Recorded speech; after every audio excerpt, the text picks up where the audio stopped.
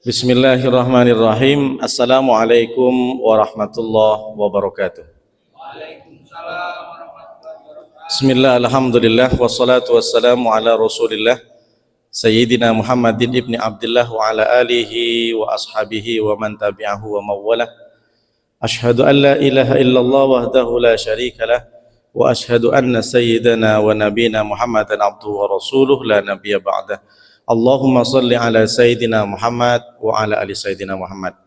Yang sama-sama kita hormati Imam Masjid Baitul Salam, Dewan Kemakmuran Masjid Baitul Salam, bapak-bapak, ibu-ibu kalau hadir, mudah-mudahan yang hadir pada subuh pagi ini insya Allah dimuliakan Allah Subhanahu wa Ta'ala. Bersyukur kita kepada Allah dengan ucapan Alhamdulillah, berselawat kita kepada Rasulullah dengan ucapan Allahumma salli ala Sayyidina Muhammad wa ala ali Sayyidina Muhammad. Hadirin jamaah subuh Baitul Salam yang dimuliakan Allah SWT, hari ini, saat ini saya akan menyampaikan satu hadis dari Nabi. Hadis ini diceritakan datang dari Thauban, sahabat Nabi. Hadis ini ada di Musnad Imam Ahmad, artinya perawi dari hadis ini adalah Imam Ahmad bin Hambal atau yang kita kenal dengan Imam Hambali. Kemudian ada juga di kitabnya Ibnu Majah, Sunan Ibnu Majah, ada juga di Sunan Imam Baihaqi. Apa kata Rasulullah SAW? Satu ketika sahabat mendengar petuah nasihat dari Rasulullah. Innar rajulah la yuhramur rizqah bidzambih yusibuhu. Jadi ada 3 pesan. Pesan pertama tentang rezeki, arti atau makna tentang rezeki sebenarnya seperti apa. Kemudian yang kedua takdir dan doa, dan yang ketiga adalah bertambah umur, tentang umur. Yang pertama Nabi mengatakan innar rajulah, sesungguhnya seseorang. Kalau dalam bahasa Arab disebut dengan rajul, itu bukan hanya laki-laki saja, tapi merujuk kepada setiap orang, seseorang. Someone, everyone, anyone, bukan hanya kepada woman atau women atau men atau men. Sesungguhnya seseorang, kata Rasulullah, la yuhramur rizqa bidzambi yusibuhu. Rizkinya didelete, rizkinya dihapus, rizkinya ditolak. Bidzambi yusibuhu, karena ada dosa yang menimpanya, karena ada dosa yang dilakukan. Hari ini kita diajarkan oleh Rasulullah seperti apa sih itu rezeki dari Allah. Jadi jangan sampai punya pemikiran, teman saya Pak Ustadz nggak pernah ke masjid, nggak pernah gotong royong, nggak pernah bersosialisasi, bahkan mohon maaf bukan saya suudon Pak Ustadz, tak pernah nampak Idul Adha, Idul Fitri. Sekurang-kurangnya orang kalau nggak sholat 5 waktu minimal kan di setahun itu ada 2 kali, Idul Adha, Idul Fitri. Ini tak nampak juga Pak Ustadz. Tapi tengok rumahnya semakin besar, rumahnya setiap bulan baru, mobilnya baru, bininya pun baru Pak Ustadz. Ini rezeki atau tidak? Nah, jadi kita nih dipahami Pak, bahwa setiap kenikmatan, setiap sesuatu yang berkilau, mau itu mobil, harta, keluarga, tapi kalau tidak didasari dengan iman dan takwa, atau bahkan rezeki itu dihasilkan dari perkara haram, maka itu bukan rezeki dari Allah. Jadi meskipun nampak berkilau, makanya kita diajarkan oleh Nabi, kita tidak boleh julid, tidak boleh iri. Belum tentu yang nampak berkilau padahal nggak pernah sholat. Aku yang sering sholat, bahkan puasa Senin Kamis, kok nggak kaya-kaya. Ini yang perlu dipahami.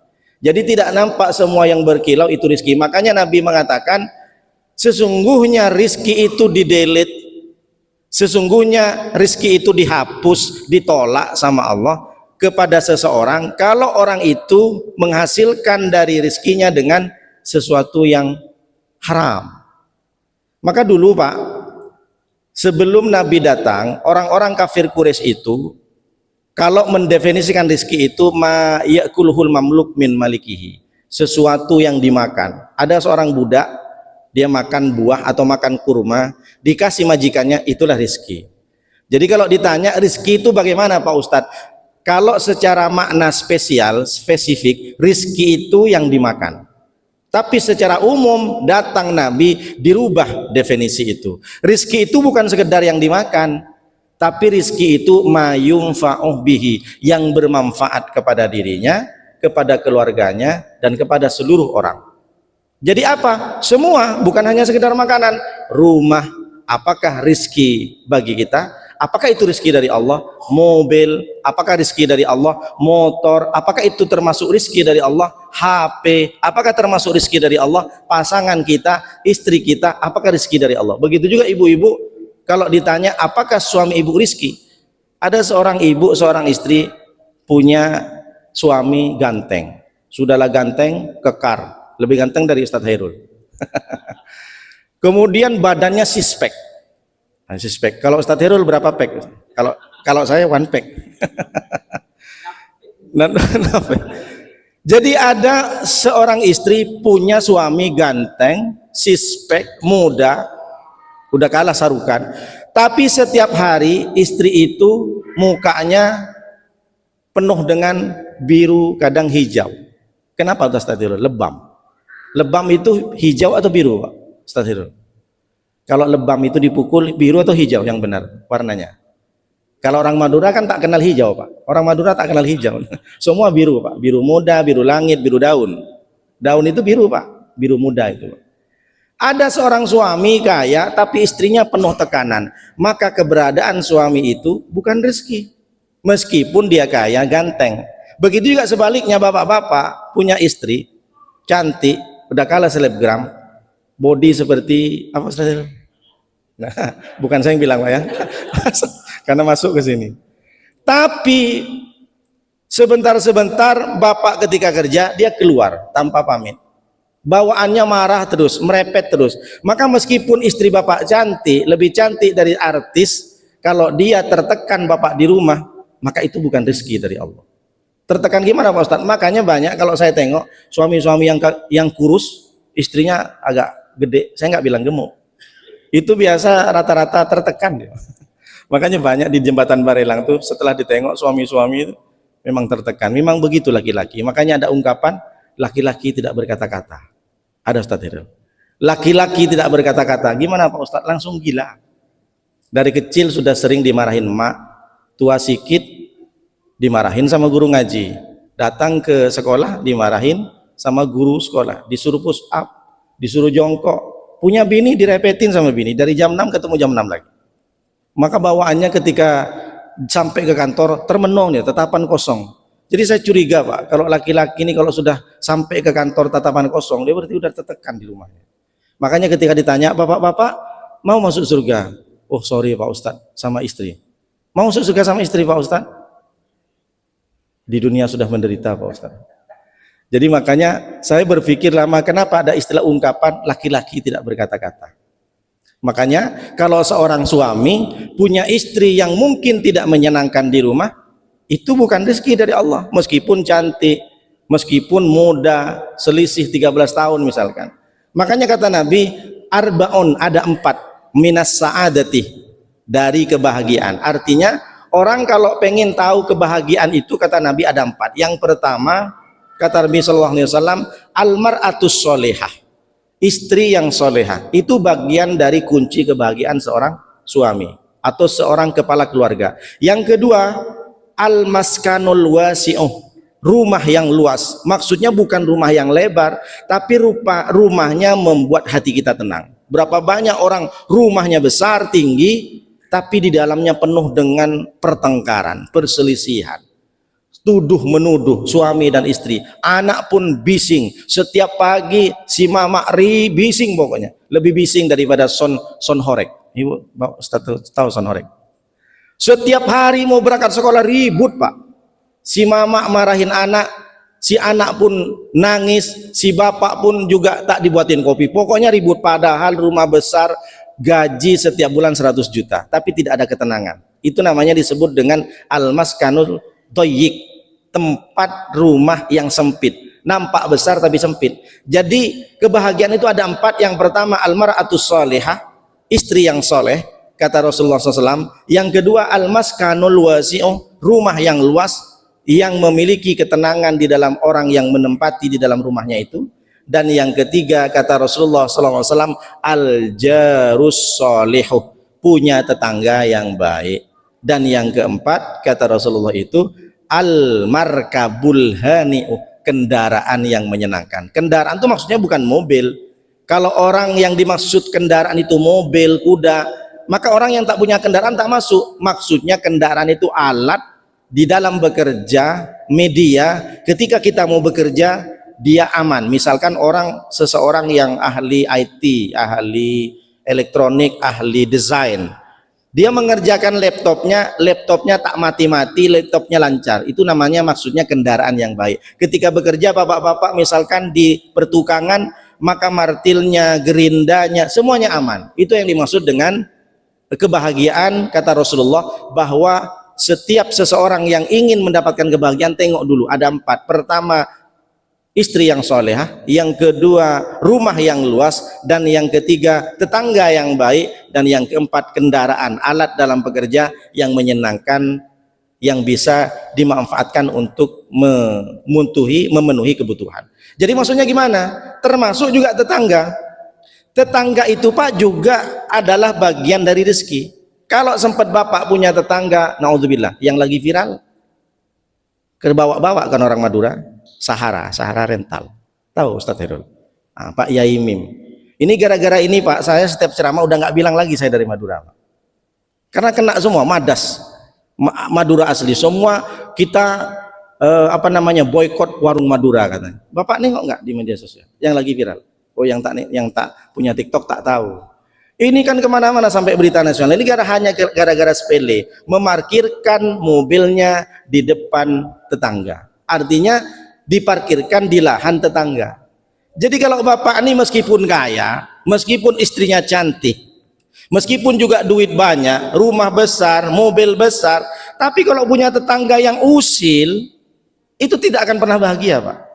Maka gimana caranya? Maka perbaiki hubungan kita dengan tetangga. Perkara tetangga itu tak suka sama kita, minimal kita tetap berbuat baik. Jangan juga saling balas-balasan. Sekarang kan bisa lihat kan, luar biasa. Hanya gara-gara parkir, hanya gara-gara kucingnya masuk berak, hanya gara-gara mangganya masuk, hanya gara-gara paritnya yang tersumbat. Kalau sempat kita punya tetangga, Pak, kita balik kampung, jebol rumah kita di belakang.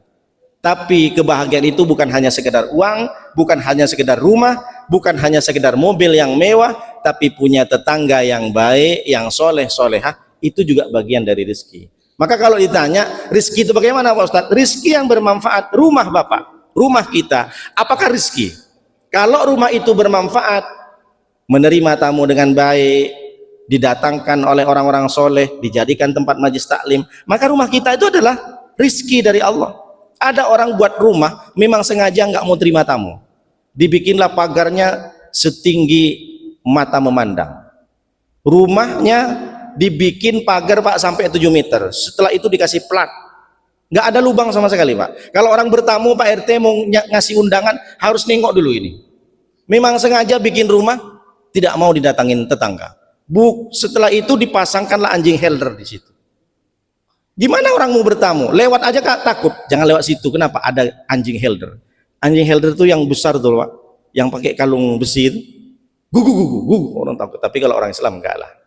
Jadi dia memang bikin rumah tidak mau menerima tamu. Atau ada orang punya rumah sengaja memang tidak menyediakan kue. Makanya Pak, kalau pengen kita itu dikatakan orang yang beriman dan beriman kepada hari akhir, kata Rasulullah, man kana yu'minu billahi wal yaumil akhir falyukrim jarahu falyukrim dhaifahu. Siapa yang beriman kepada Allah, percaya kepada hari kiamat, muliakan tamunya. Kita jangan sampai buat rumah sengaja tak menerima tamu. Contohnya, tak ada kue sama sekali. Assalamualaikum, siapa yang datang? Pak RT, kasih aja sanford, kata si istrinya. Assalamualaikum, siapa yang datang? Ustadz, kasih aja air putih, tak usah sanford. Assalamualaikum, siapa yang datang? Ustadz Herul, kasih Sprite. Kalau Ustadz Herul yang datang kasih Sprite. Assalamualaikum, siapa yang datang? Wali kota, kasih coca-cola. Assalamualaikum, siapa yang datang? Gubernur. Oh, kita booking buah di pasar. Itu namanya orang milih-milih tamu. Datang lagi Ustadz Nuruddin, siapa yang datang? Ustadz Nuruddin, kasih aja air putih. Ini yang tak betul. Kalau itu masih mending Pak. Ada orang yang punya rumah, di dalam rumahnya memang disediakan kue nastar yang sisa tahun 2023, Pak. Dikasih ke tamu tuh, 5 menit kemudian mati dia terkapar di situ.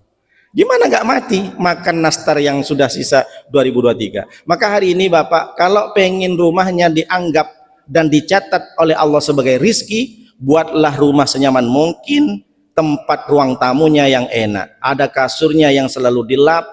Memang sengaja ketika ada orang, assalamualaikum, silakan. Ada orang yang assalamualaikum ke rumahnya mentang-mentang karena ngasih undangan, cukup di pagar saja, nggak dibukain. Mau apa? Bukan berarti haram. Kita dibuktikan bahwa kita ini adalah orang Islam yang beriman, bahwa kita pengen rumah kita menjadi rizki dari Allah SWT. HP kita, apakah HP itu rizki dari Allah? Tengok, sudahkah bermanfaat HP-nya? Kalau HP hanya untuk caci maki, kalau HP hanya untuk nengok-nengok video yang buka aurat, kalau HP hanya untuk digunakan joget-joget, meskipun HP-nya harga 30 juta, iPhone 17 Pro Max, udah keluar belum? Belum ya? Meskipun HP-nya 30 juta Pak, tapi kalau HP digunakan maksiat, maka itu bukan rezeki dari Allah. Jadi jangan menyangka yang nikmat, yang mewah itu semua dari rezeki Allah. Bukan Pak, itu istidraj. Itu adalah laknat, bukan nikmat dari Allah. Maka tengok, diteliti apakah rezeki ini baik, dihasilkan dari yang baik. Sama dengan saya tanya sama ibu, kalau seandainya suami ibu ini ketika satu hari gajinya suami 50 juta sebulan, tapi tiba-tiba suaminya datang bawa uang 1 koper isinya 20 miliar. Saya tanya sama ibu-ibu mau terima? Masih pikir-pikir dulu Pak Ustadz katanya. Ini kan yang tak betul. Kalau memang itu dihasilkan dari yang baik, silahkan. Tapi kalau dari hasil tak baik, saya bilang sama ibu-ibu tuh, jangan ibu ditukar dengan 20 miliar, karena kalau duit itu haram yang dibawa suami, dijadikan makanan masuk ke dalam perut anak, masuk ke dalam perut istri, maka seluruh badan menjadi haram. Kullu lahmin nabata min haram fannaru aulabi. Setiap daging yang dihasilkan dari perkara haram, maka yang lebih utama, yang lebih pantas menyentuh kulit ini adalah neraka. Naudzubillah min dzalik. Ketika makanan sudah masuk yang haram, jadi darah dipompa oleh jantung, dikirim ke otak, dari otak dikirim ke mata, dikirim ke mulut, dikirim ke tangan, dikirim ke kaki. Karena darah yang dihasilkan dari perkara haram dikirim ke otak, dari otak dikirim ke tangan, tangan bawaannya mau yang haram-haram. Mata yang darah masuk ke mata karena dihasilkan dari perkara haram, mata pengennya mau nengok-nengok yang haram, susah nengok Al-Quran. Kaki, badan karena dihasilkan perkara haram, susah duduk di majlis taklim, bawaannya mau pergi, bawaannya mau ke maksiat. Naudzubillah min dzalik. Ini kata Nabi. Makanya Allah sampaikan, ya ayuhan nas kulu mimma fil ardi halalan thayyiba. Wahai manusia, makanlah engkau di bumi ini dengan halal dan yang baik. Wala tattabi'u khutuwatis syaitan. Jangan kau ikutin kata-kata setan. Innahu lakum adu mubin. Sesungguhnya setan itu adalah musuh yang paling nyata. Jadi mulai hari ini, apakah duit yang saya bawa ini dari perkara halal atau perkara haram? Baju ini apakah dibeli dari uang haram? Rumah ini dihasilkan dari rezeki yang halal atau haram? Maka kalau itu dihasilkan dari yang halal, itu namanya rezeki dari Allah Pak.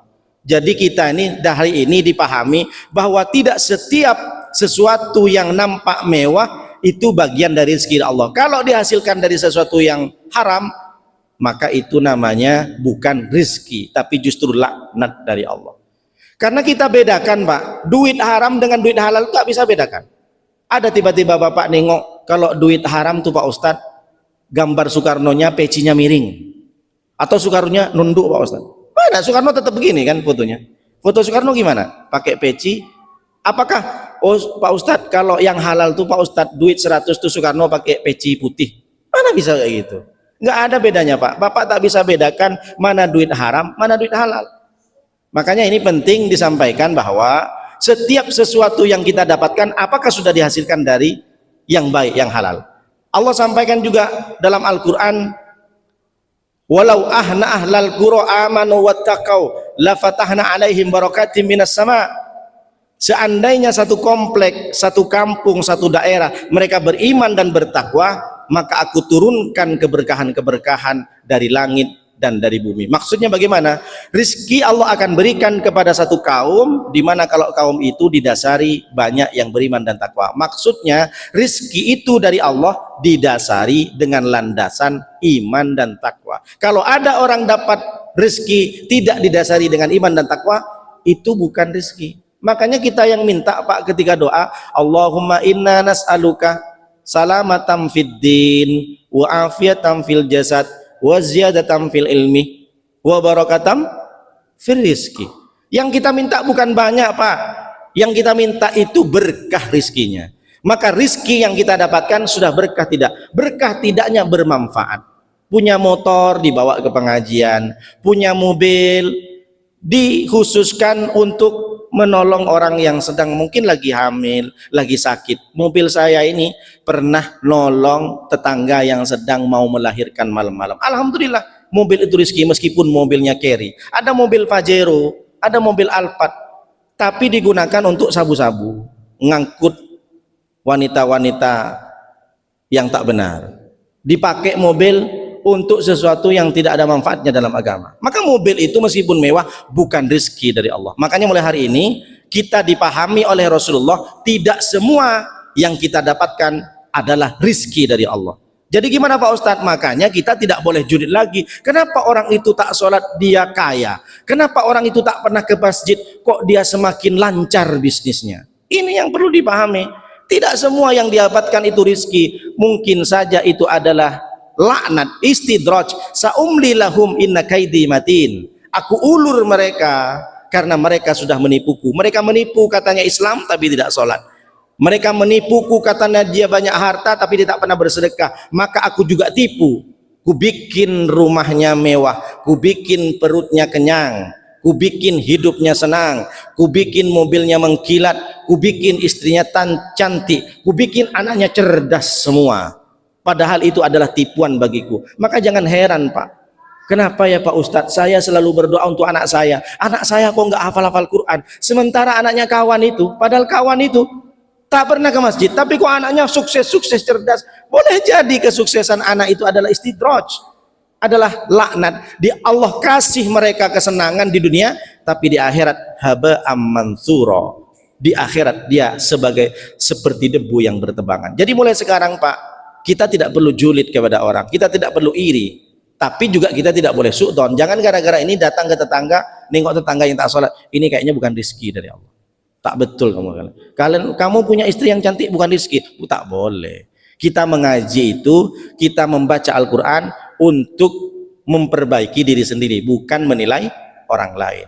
Berhasil tidaknya pengajian kajian subuh, berhasil tidaknya sholat yang kita kerjakan, bertambah kebaikan, hilang semua kemaksiatan di dalam diri kita. Makanya rezeki kata Rasulullah ada 3. Yang pertama rezeki makanan, minuman, pakaian. Pakaian, apakah rezeki dari Allah? Tengok dulu, pakaiannya menutup aurat enggak? Ada seorang perempuan punya pakaian yang mahal 5 juta, 3 juta, tapi tidak bisa menutup aurat. Makanya banyak di Batam Pak, meskipun Islam, banyak yang pakai baju you can see, you kamu can dapat si melihat, you can see my ketek. Habis itu joget-joget. Iya kalau keteknya bagus, glowing, sudahlah berbulu hitam lagi. Perempuan di Batam kan banyak pakai celana pendek. Maka itu yang dipakai meskipun mahal, itu bukan rezeki dari Allah pakaian kita. Maka seberapa bermanfaat. Makanya kalau Bapak punya pakaian yang bagus, yang mahal, bawa sholat, khudu zinatakum inda kulli masjidin. Pakailah pakaian yang bagus ketika engkau ke masjid. Jangan pakai pakaian yang sudah 3 hari tak dicuci. Pakailah peci yang bagus, bukan saya menyinggung. Mulai sekarang yang punya peci yang paling bagus pakai. Ada surban pakai Pak. Aduh Pak Ustadz, saya kalau pakai surban nanti dikira Ustadz. Emang harus Ustadz? Saya aja nggak pakai surban.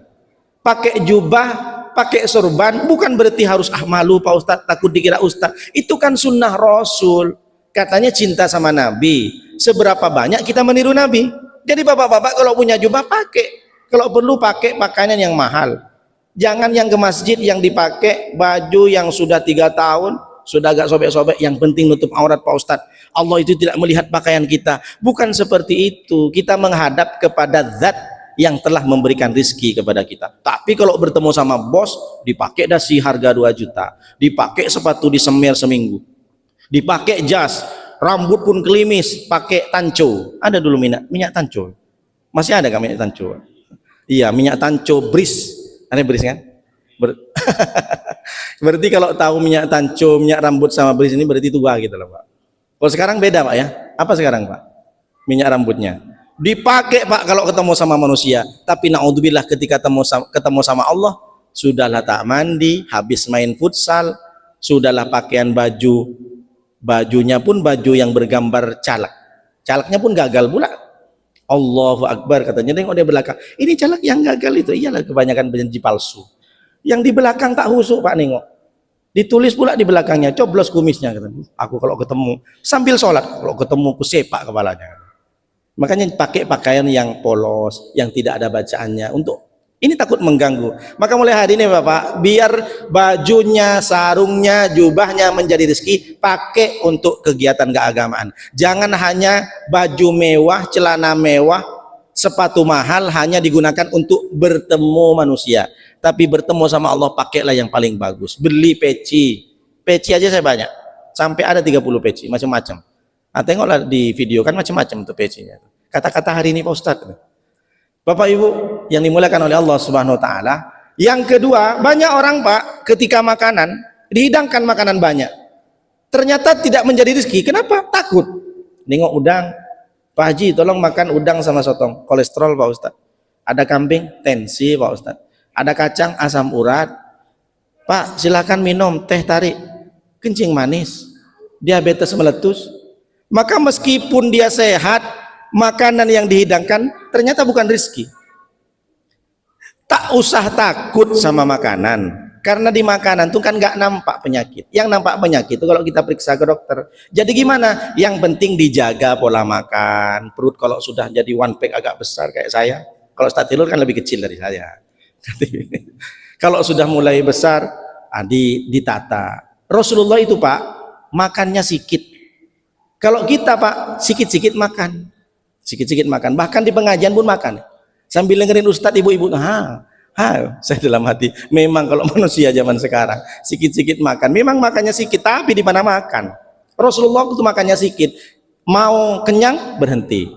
Jadi silahkan Bapak nggak usah takut sama makanan. Yang penting dijaga pola makan. Makan kambing silahkan, sehat, Pak. Jangan dibilang sugesti makan kambing itu tensi, nggak ada. Saya dari dulu takut. Saya tensi biasa kan 150. Sekarang makan kambing biasa aja, setengah mangkok, 2 mangkok. Tapi sampai ke rumah agak pusing sedikit sih. Ternyata pusing sedikit, tapi nggak banyak. Tidur aja dulu, nggak usah terlalu banyak aktivitas. Bapak Ibu yang dimuliakan Allah Subhanahu wa taala, yang pertama yang dohir, rizki dohir, pakaian, makanan, minuman. Ada yang kedua, rizki batin, tidak berupa makanan, tidak berupa minuman. Gimana tuh Ustadz? Hati kita, hati yang ikhlas, hati yang sabar, hati yang ridho, hati yang tidak dendam, hati yang lapang, itu juga rizki, Pak. Banyak orang makan enak, jalan-jalan luar biasa hartanya, mobilnya pun bagus, tapi hatinya selalu sumpek. Nengok orang kebenci terus, susah, hati galau aja. Berarti kita tidak punya rezeki batin. Jadi jangan dianggap rezeki itu yang cuma yang dimakan, yang dipakai, yang diminum. Tapi hati kita yang lapang, hati kita yang tenang, itu juga rezeki, Pak. Maka berapa banyak hasil survei dari medis itu, penyakit yang bisa dimiliki manusia itu bukan karena makanan. 70% dari pikiran, Pak. Dari pikiran, hati yang gelisah. Itu yang membuat tensi naik, kolesterol naik, diabetes meletus kambuh, jantung koroner, apalagi asam urat pun naik. Padahal asam urat di kaki kan, bisa pula naik ke atas. Itu kenapa? Karena terlalu mikir, Pak. Kenapa tetangga itu enak hidupnya ya? Kenapa dia punya istri cantik ya? Istri tetangga pula yang ditengok-tengok. Padahal istrinya lebih cantik. Cuma setan tuh tengoklah istri tetangga, tambah glowing kan, tengok terus. Sampai tak puas dicari Facebooknya, Pak. Jangankan Facebooknya, Pak, nengok jemuran tetangga aja, alhamdulillah ya Allah, hari ini aku nengok baju tetangga, bajunya istri tetangga. Ini tak betul orang ini kan. Jadi bersyukur, tidak usah julid. Kenapa? Hati yang tenang, hati yang lapang, yang ikhlas, itu termasuk rizki. Ada lagi yang ketiga, bukan pakaian, bukan makanan, bukan minuman, bukan juga hati batin. Apa tuh Pak Ustadz? Yang tadi saya sampaikan, teman-teman yang baik, circle yang baik, sahabat-sahabat yang baik, besti-besti yang baik, termasuk tetangga. Jadi Bapak nih punya circle Pak RT, punya circle Ustadz Hairul, pengurus. Ini termasuk rizki. Bayangkan kalau kita punya kawan, tapi bawaannya provokator. Kita mungkin marah sama seseorang. Si A marah sama si B. Nah, curhat si A sama si C. Justru si C memprovokasi. Pokoknya kamu kalau datang nanti teke aja kepalanya. Sabet aja. Harusnya kan menengahi, Pak. Salah. Aku sakit hati masih sama si B. Kenapa? Setiap kali ketemu dia selalu bully-bully aku, nyindir-nyindir aku. Di rapat merepekanku. Apa kata si C? Ya udah, nanti kita bikin perhitungan. Nanti kalau di tempat sepi, kita tackle aja. Kita tumbuh aja katanya. Kan bahaya punya kawan seperti ini, Pak. Padahal dia sering traktir. Jadi tetangga, teman, besti yang baik bukan yang sering mentraktir, bukan yang sering ngasih duit sama anak kita, yang bukan ngasih jajan sama kita, tidak Pak. Tapi ketika kita salah kita ditegur. Ketika kita dalam keadaan marah kita disabar, sabar kamu, jangan sampai tersulut emosi. Itu baru teman yang baik, yang ngajak kebaikan. Ayo berjemaah, ayo sedekah, ayo gerakan infak, ayo ke masjid. Itulah teman yang baik, Pak. Maka teman yang baik, yang soleh, tetangga yang baik, yang soleh, itu juga rezeki. Jadi bukan hanya makanan saja. Makanya yang pertama ini Rasulullah mengatakan sesungguhnya rezeki itu akan dihapus, tidak dinamakan rezeki kalau sesuatu itu masih bercampur dengan dosa. Ini yang pertama. Lalu yang kedua kata Rasulullah, la yaruddul qadarah illa du'a. Tidak menolak ke takdir, tidak menghapus, tidak merubah ke takdir kecuali doa. Nah, ini perlu dipahami. Kita ini kan tak tahu Pak, takdir kita tuh mati umur berapa. Kita ini tak tahu anak kita apakah ada yang jadi menteri. Kita tak tahu apakah anak kita jadi presiden. Tak tahu Pak. Mungkin 7 turunan anak kita, meskipun kita bukan orang yang hebat, orang biasa, bisa jadi 7 turunan kita jadi wali kota Batam. Kita kan nggak tahu. Karena kita nggak tahu, maka takdir itu bisa dirubah oleh doa. Berdoa kepada Allah, ya Allah, Rabbi habli minas salihin, Rabbi habli min ladunka dzurriatan thayyibatan. Apa kata Nabi Zakaria? Itulah doa yang disampaikan Nabi Zakaria di Ali Imran 38. Rabbi habli min ladunka dzurriatan thayyibatan. Ya Allah, berikan saya anak yang baik, yang soleh dan soleha. Ternyata 100 tahun Nabi Zakaria tak punya anak, bahkan orang-orang mengatakan istri Nabi Zakaria mandul. Tapi ternyata dengan doa dia tidak berhenti kepada Allah, di usia 100 tahun, istrinya kurang lebih 90 tahun, lahirlah Nabi Yahya. Tidak mungkin.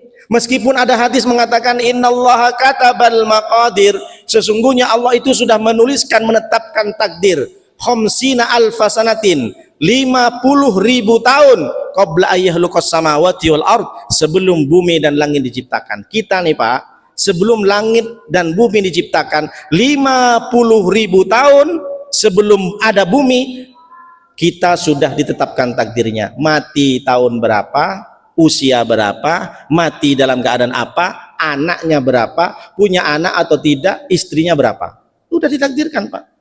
Jadi gimana Pak Ustadz? Ya, kalau sekarang Bapak punya istri 1, pengen istri 2, banyaklah berdoa kepada Allah. Ya Allah, kasihlah bini 2. Bisa jadi berubah. Bisa dipraktikkan Ustadz.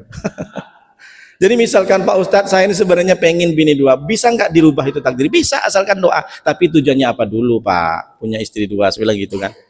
Jadi seperti Nabi Ibrahim.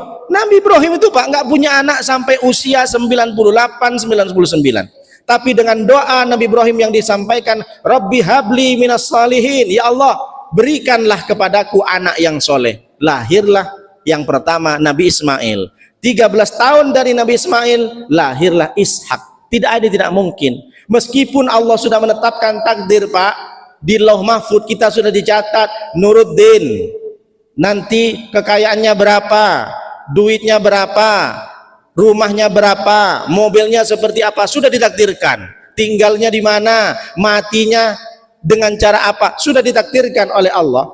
Tapi kan Allah sendiri yang punya. Yamhullahu yusbitu, yamhullahu ma yasha wa yusbitu wa indahu umul kitab.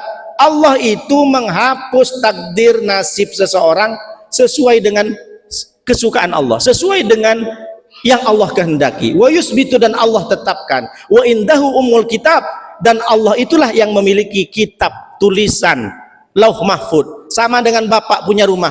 Bapak kan bisa mau merubah, mau sekarang cat merah, besoknya cat hijau, lebaran tahun depan cat ungu, karena bapak yang punya. Maksudnya bagaimana? Tidak ada yang tidak mungkin hari ini ada orang yang tak punya anak. Kalau Allah sudah berkehendak, kun fayakun, bisa punya anak. Jangan bersedih hati, jangan berputus asa. Hari ini kalau bapak, gimana ya saya bisa kaya Pak Ustadz, gimana ya saya bisa punya banyak kapling Pak Ustadz. Tidak ada yang tidak mungkin. Tengok dulu seberapa banyak doamu. Sekarang ini kan luar biasa Pak. Orang setelah selesai sholat pergi. Pergi tak pernah doa.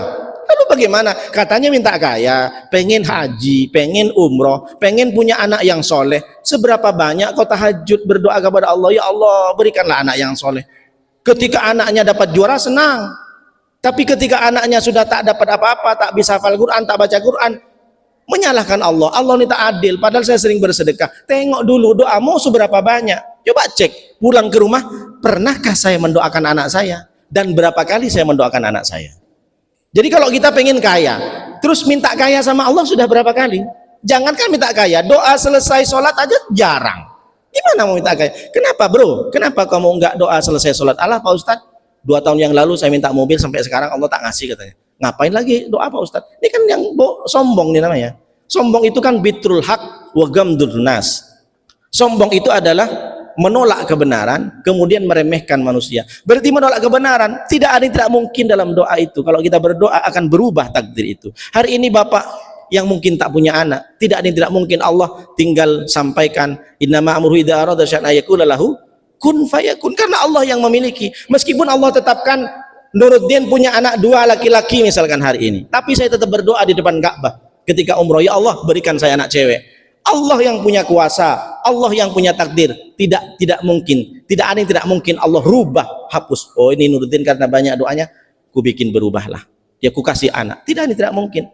Hari ini siapapun yang mungkin punya keinginan, punya hajat yang tidak dikabulkan oleh Allah, teruslah berdoa. Nabi Muhammad Pak, ketika perang Badar, bayangkan coba 300 melawan 1000 pasukan kafir Quraisy.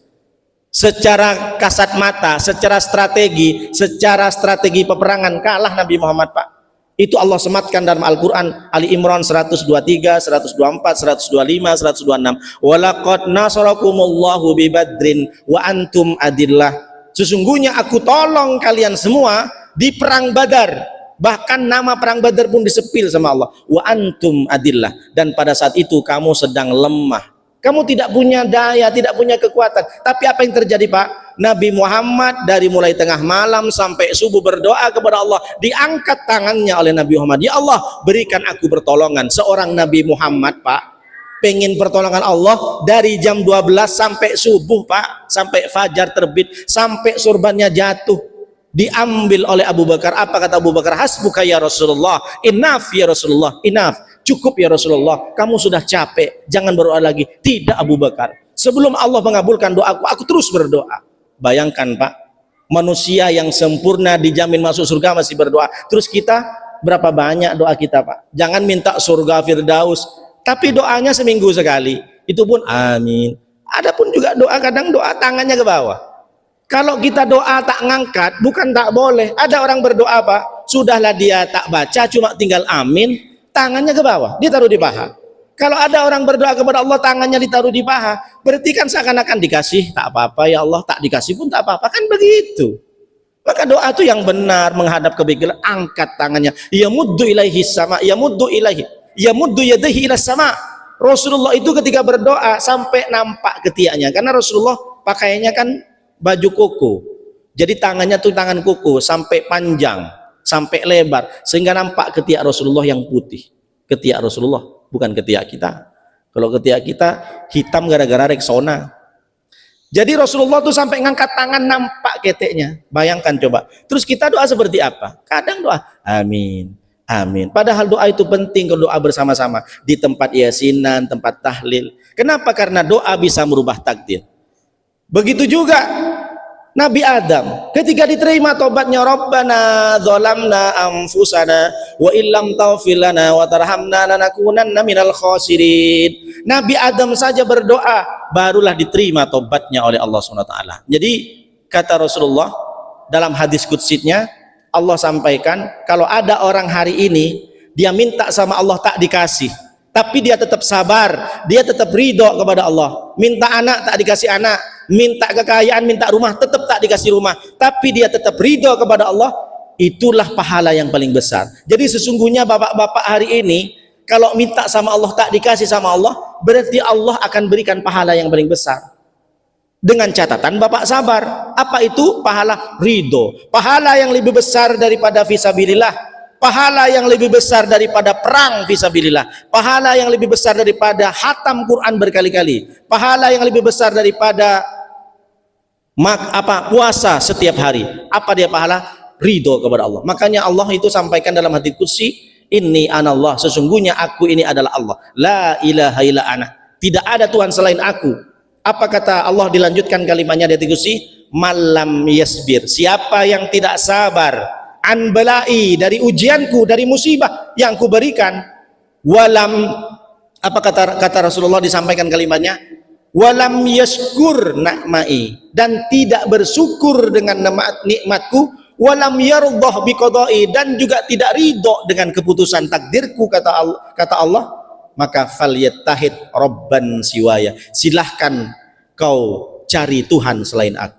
Jadi orang Pak hari ini kalau tak dikabulkan hajatnya, berarti Allah berikan pahala yang lebih besar. Apa dia? Raditu billahi robba wa bil islami dina wa bi muhammadin nabiyya wa rasulah. Maka yang kedua, tidak merubah kepada takdir kecuali doa. Maka teruslah berdoa, karena doa kata Rasulullah mukhul ibadah, otaknya ibadah. Doa itu adalah silahul mukmin, senjatanya orang mukmin. Dan yang terakhir kata Rasulullah, yang ketiga, la yaruddu la yazidu fil umri illal birrah, tidak bertambah dalam umur kecuali kebaikan. Rasulullah menginginkan kita Pak, kalau besok kita masih hidup bertambah umur, maka bertambah kebaikan. Hari ini Bapak masih dihidupkan, sementara orang lain hari ini sudah meninggal semua. Tengoklah Bapak di WhatsApp, berapa banyak yang memberikan kabar innalillahi wa inna ilaihi rajiun.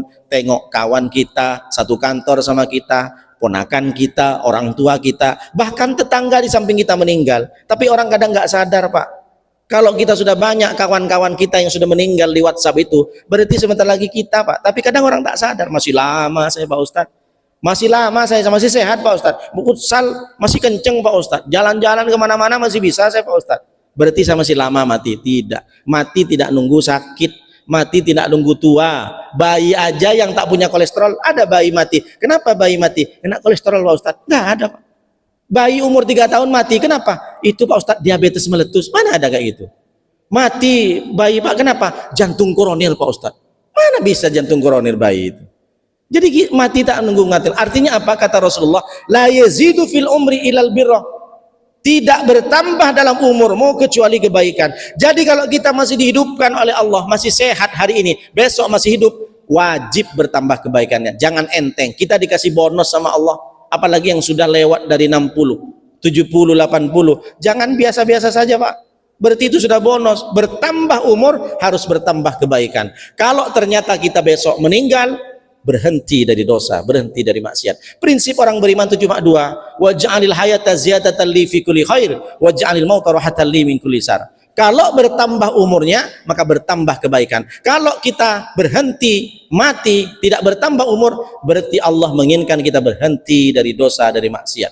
Maka mudah-mudahan kita semua menjadi hamba-hamba Allah yang ketika bertambah umurnya, maka bertambah kebaikannya. Mudah-mudahan kajian subuh kali ini bisa memberikan manfaat dan ada perubahan nanti ketika pulang. Yang pertama tentang rizki, bahwa tidak semua rizki itu adalah halal, adalah rizki yang dianggap rizki dari Allah. Tidak semua yang kita dapatkan nikmat adalah rizki. Kalau itu dihasilkan dari haram, maka itu bukan rizki. Yang kedua, doa bisa merubah takdir. Jangan pesimis, jangan putus asa. Allah akan bisa mengabulkan doa kita untuk selanjutnya, apapun yang kita minta. Dan yang ketiga, bertambah umur kita, maka bertambah kebaikan. Itu saja yang saya sampaikan. Mudah-mudahan bermanfaat. Sudah suruk, mari kita bersama berdoa, memohon kepada Allah. Mudah-mudahan dosa kita diampuni oleh Allah. Mudah-mudahan keluarga kita dijaga oleh Allah.